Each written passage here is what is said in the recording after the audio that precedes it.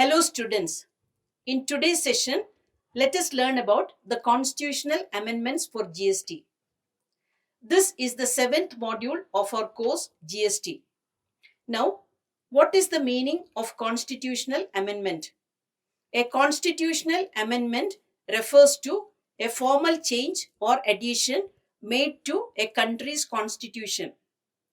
It is a legal process through which modifications are made to the fundamental laws and principles governing a nation. Amendments can involve adding new provisions, altering existing ones, or even replacing outdated clauses. Constitutions are often designed to be long lasting, but they also need flexibility to adapt to changing circumstances.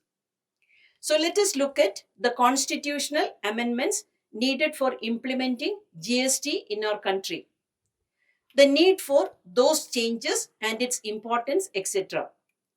Now, let me tell you the topics I'll cover in this video. 4 topics will be covered related to constitutional amendments, namely, meaning of constitutional amendment, power to amend the constitution, types of constitutional amendments, and constitutional amendments done for GST. Let us start with the first topic, that is, meaning of constitutional amendment. Constitutional amendments ensure that a nation's legal framework remains relevant and effective in governing its people by upholding democratic principles. Taxation powers were previously divided between the central government and state governments. Both central and state governments used to levy tax. By introducing GST, the provision for interstate transactions tax has to be introduced, which needs constitutional amendment for sharing revenue between the center and states. Thus, the existing constitutional provisions did not allow for a unified tax structure, necessitating an amendment to enable the implementation of GST. Now, the second topic of our discussion is the power to amend the constitution. In India, the power to amend the constitution is vested in the Parliament of India, specifically in the Lok Sabha and Rajya Sabha. Article 368 of the Indian Constitution empowers Parliament to amend the Constitution by adding, varying, or repealing its provisions as necessary. This flexibility ensures that the Constitution remains responsive to evolving circumstances such as advancements in global business practices, the rise of online commerce, digital payments, and the availability of products and services meeting international standards. Now, let us discuss about the types of constitutional amendments.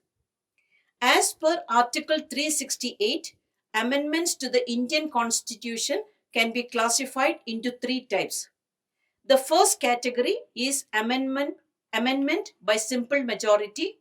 The second category is amendment by special majority, and the third category is amendment by special majority and ratification by states. A change in the rules related to citizenship or formation of a new state can be amended by simple majority. Amendment by special majority requires a majority of total membership and a two-thirds majority of members present, followed by voting in both houses of parliament.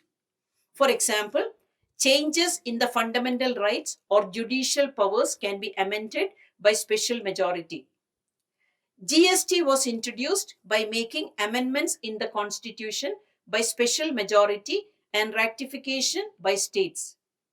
Thus, this amendment requires a special majority in the Parliament and ratification by at least half of the state legislatures.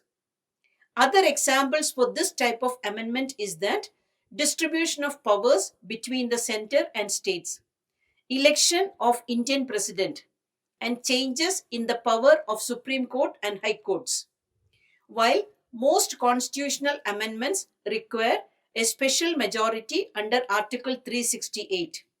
Some provisions can be modified by a simple majority, making the amendment process quicker and more flexible for administrative and governance related changes. For example, formation of states like Telangana in 2014, Jharkhand in 2000, Chhattisgarh in 2000 are done through passing resolutions with simple majority in the parliament. Similarly, changes in the salary of MLAs and MPs can also be amended by simple majority. The main features of amendments by simple majority is not covered under Article 368. But this amendment requires a majority of members present and voting in both houses of parliament. A special majority is required for amending most provisions of the Indian Constitution under Article 368. This type of amendment requires stricter approvals, changing some rules regarding the citizenship or new acts, etc., compared to amendments passed by a simple majority. This requires a majority of the total membership of each House of Parliament and at least two-thirds of the members present and voting for the change in the Constitution.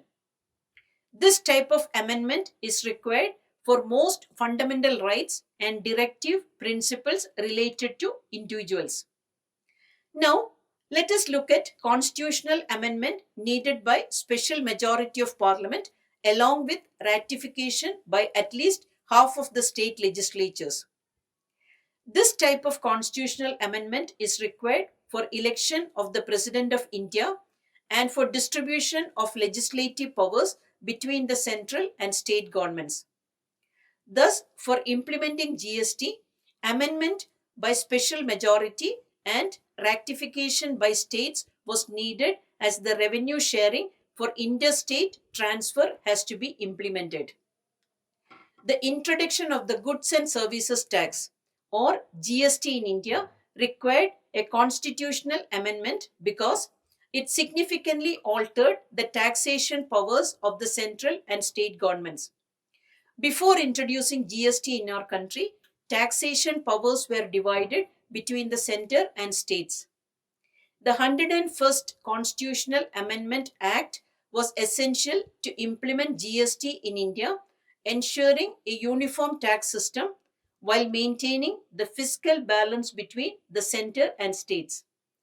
Thus, GST in India required constitutional amendments, which was made possible through the 122nd Constitutional Amendment Bill. This became the 101st Constitutional Amendment Act of 2016. Let us discuss the impact of 101st Constitutional Amendment Act of 2016 for GST. The 101st Constitutional Amendment Act 2016 introduced the Goods and Services Tax or GST in India, transforming the country's indirect tax system. It redefined the taxation powers of the central and state governments, ensuring a unified and effective tax structure. The impacts can be listed as follows. First is the unified tax structure, eliminating multiple indirect taxes, and secondly, a single indirect tax system, that is, the GST was introduced in our country. Similarly, as the third important change in the GST Council was formed, and fourthly, both the center and states got the power to collect GST. The states were promised compensation for revenue loss for 5 years, that is, till 2022 due to the shift to GST. Also, these amendments grants power to both parliament and state legislatures to make laws on GST. Moreover, the GST system created a uniform tax structure across India, removing barriers to interstate trade. The main advantage of 122nd Constitutional Amendment Bill is the introduction of GST through which one nation, one tax was made possible. This was aimed at unifying India's indirect tax structure to ensure smooth trade and reduce cascading effects of indirect taxes. It also eliminated multiple indirect taxes existed in our country like excise duty, service tax, sales tax, central sales tax or CST, value added tax or VAT, etc. Similarly, both the center and state government got the power to levy GST.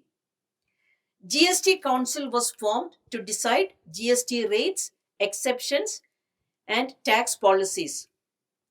The provisions for integrated GST or IGST for interstate trade ensures the seamless tax credit across states.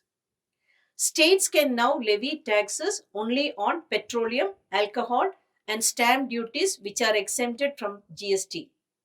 Now, let us discuss about the dual tax system of GST. This is to ensure that both the central and state governments have the power to levy and collect goods and services tax or GST. Thus, we have CGST and SGST for intra-state supply and IGST for interstate supply of goods and services. That brings us to the end of this discussion on the Constitutional Amendment Act, which introduced the Transformative Goods and Services Tax or GST in India. GST has significantly reshaped the country's taxation system, simplifying compliance and fostering economic growth. While challenges remain, its long term impact on trade, businesses, and the economy is undeniable. I hope you got a good insight on the topic meaning of constitutional amendment, power to amend the constitution, types of constitutional amendment, and the constitutional amendments for GST. Thank you for your patient listening. Happy learning. Until we meet with the next module, bye from me. Thank you.